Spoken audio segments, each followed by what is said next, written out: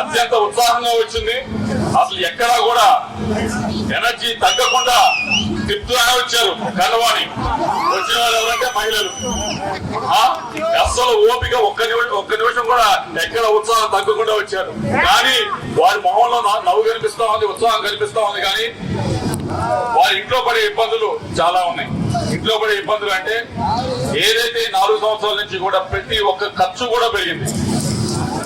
మనందరూ తెలియదు, ఎందుకంటే మనం పొద్దున బయటకు వెళ్తాం, పనికి వెళ్తాం, సాయంత్రం వస్తాం, మళ్ళీ సాయంత్రం ఫ్రెండ్స్ తో వెళ్తాం.